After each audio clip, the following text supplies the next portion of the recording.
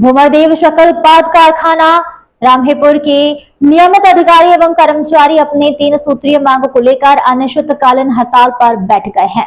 बता दें आपको, कर्मचारी संघ का यह कहना है कि वे इन मांगों को विगत कई वर्षों से रख रहे हैं, लेकिन कारखाना प्रबंधन द्वारा अभी तक इस पर कोई ठोस कार्यवाही नहीं की गई है। कर्मचारियों की प्रमुख 3 मांगे इस प्रकार है। महंगाई भत्ते डीए में लंबे समय से बढ़ोतरी नहीं की गई है, जिसे तत्काल बढ़ाया जाए। संचालक मंडल की बैठक 2 जनवरी 2024 के प्रस्ताव क्रमांक 3 के अनुसार 20 वर्ष की सेवा पूर्ण हो चुकी है। अधिकारी कर्मचारियों के द्वितीय कर्मोन्नति पदोन्नति का लाभ देने का निर्णय लिया जाए, किंतु अब तक उस पर अमल नहीं हुआ है। अधिकारी कर्मचारी संघ द्वारा पिछले 2 वर्षों से लगातार ग्रेजुएटी नियम लागू करने की मांग की जा रही है, जिस पर अब तक कोई निर्णय नहीं लिया गया है। कर्मचारियों ने कहा कि जब तक उनकी सभी 3 मांग पूरी नहीं होती है, वे हड़ताल पर डटे रहेंगे। इस अनिश्चितकालीन हड़ताल से कारखाने के कामकाज पर असर पड़ना शुरू हो गया है। ग्लोबल इंडिया टीवी के लिए कवर्धा से अभिषेक वर्मा की रिपोर्ट।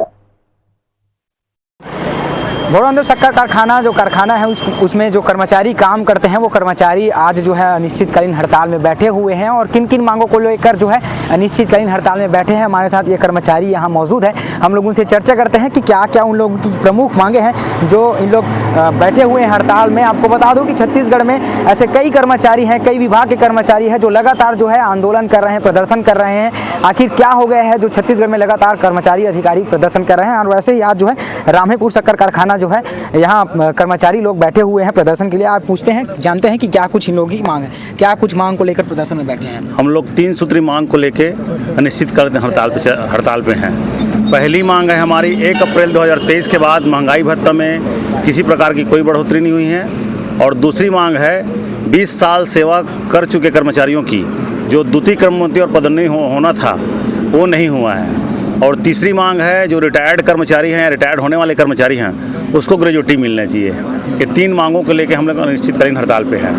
कितने दिन हो गए बैठे हैं? हम लोग को आज दूसरा दिन हो गया है।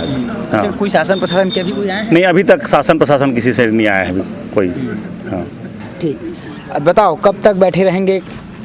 ये जो है संघ के द्वारा निर्णय लिया गया है, यह हड़ताल जो है अनिश्चितकालीन है, क्योंकि संस्था के अध्यक्ष माननीय कलेक्टर महोदय द्वारा डीओ लेटर भेजे जाने के उपरांत भी अब तक हम लोगों को कोई लाभ नहीं मिला है।